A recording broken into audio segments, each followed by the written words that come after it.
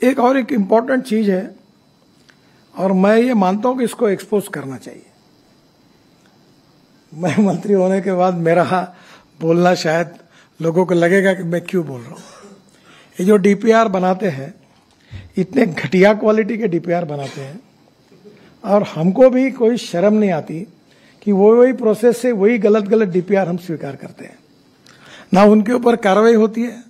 State government में भी यही होता है, सेंट्रल गवर्नमेंट में भी यही होता है और डीपीआर वालों को कभी जिम्मेदार पकड़ा नहीं जाता। मुझे तो कभी कभी ऐसा लगता है कि सबको मिलाकर इनके ऊपर ही एफआईआर डालनी चाहिए, क्योंकि जब लोगों के मन में इसके प्रति ये जो एक उनकी गलती कितने लोगों की जान जाती है, इसका कोई ना कोई विचार करेगा कि नहीं करेगा। मैं भुगत भुगी मेरा एक्सीडेंट हुआ था, मैं लीडर ऑफ ऑपरेशन था महाराष्ट्र में। तब एक पेड़ पे जा red light car, police protection, siren car, 10, 12, 15 कारों का कैनवा होते हुए मैं एक पेड़ के ऊपर गया। पूरी गाड़ी पेड़ के कारण ट्रक के अंदर घुस गई और वो टायर के कारण बच गया, नहीं तो पूरे कट जाते थे। मेरी पत्नी थी, बच्चे थे, सब एक्सीडेंट हुआ पड़ा। कारण क्या? तो पेड़ रास्ते में आता है, उसको तोड़ने के लिए कलेक्टर को परमिशन मांगकर 3 साल हुए पर परमिशन नहीं मिली। फिर ड्राइवर को कैटरेक्ट निकला। फिर मैंने जब जांच की मेरे पीडब्ल्यू डिपार्टमेंट में, तो 40% ड्राइवर कैटरेक्ट वाले निकले। फिर एक मुख्यमंत्री का गाड़ी का ड्राइवर अनेक सालों से गाड़ी चला रहा था, वो अंधा निकला। फिर एक केंद्रीय मंत्री का ड्राइवर, उसकी एक आंख गई थी। यानी हमारे देश में मेरे समझ में नहीं आता कि इतने सीरियस इश्यू पर कितनी उदासीनता है, और ये मेरे बोलना लोगों के सामने मुझे अच्छा नहीं लगता। और इसलिए स्वाभाविक रूप से फिर कैंप शुरू हुए कैटरेक्ट चेक करने के। टोल नाके पर कैटरेक्ट चेक किया, चश्मे देने की बात हुई। अब हमने ड्राइवर के लिए एसी कैबिन लाई। मुझे लगता है कि ये इशू शायद हमारी ये कमी होगी कि इसका जो महत्व है लोगों की जान बचाने का, शायद लोगों को समझाने में हम कम पड़े होंगे। और इसलिए ये अवेयरनेस और तैयार करना होगा। कानून के प्रति डर भी नहीं और सम्मान भी नहीं।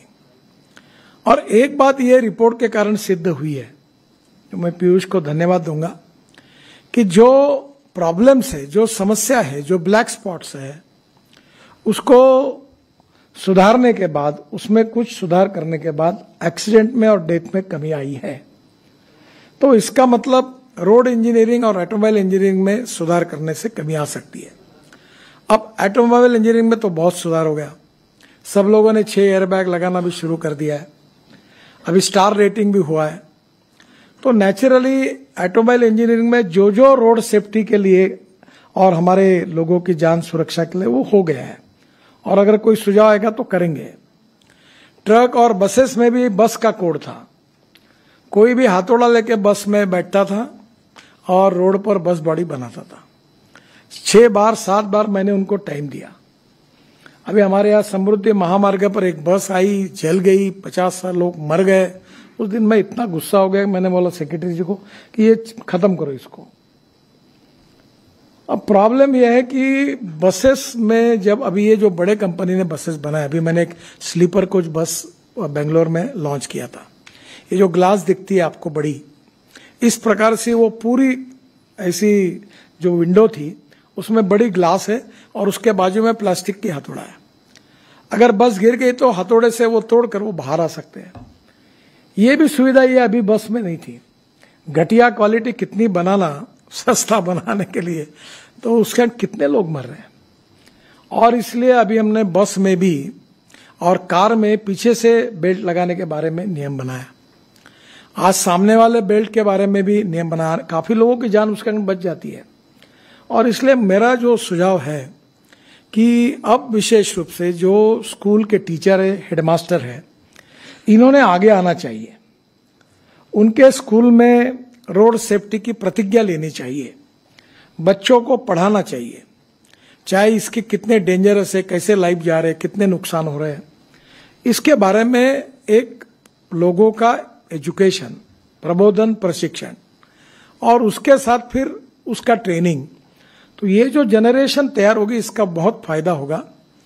मैं वर्ल्ड बैंक में बंडोपाध्याय जी भी है और पीयूष भी है, तो आप एक करिए कि ऐसे कोई टैलेंटेड लोग जो कार्टून फिल्म बनाते हैं, उस प्रकार के छोटे छोटे बच्चों को कंसंट्रेट करके ऐसी छोटी छोटी फिल्म, छोटे छोटे किताबें तैयार कर सकते क्या, इसके गेम्स बना सकते क्या। मुझे याद है हुंडई कंपनी ने, मैं और शाहरुख खान जी थे, उन्होंने एक ऐसा एक बुक निकाला था। तो ये कंपनियां स्पॉन्सर करेगी और ये इसके बारे में स्कूल में विशेष रूप से 10वीं के पहले तक, प्राथमिक और माध्यमिक, इन स्टूडेंट्स के लिए उनके आईक्यू के हिसाब से इफेक्टिव ट्रेनिंग और कोर्सेस, इसके बारे में हम लोग आगे आए। दूसरी बात इंपॉर्टेंट ये है कि हमारा ये प्रोजेक्ट, ये जो सब्जेक्ट है, ये स्टेट लिस्ट में है। इसमें राज्य सरकार का भी सहयोग चाहिए और भारत सरकार का भी सहयोग चाहिए। तो स्वाभाविक रूप से जो हमारा पुलिस डिपार्टमेंट है, जो ट्रांसपोर्ट डिपार्टमेंट है, ये इसके लिए सुमोटो कुछ इनिशिएटिव ले।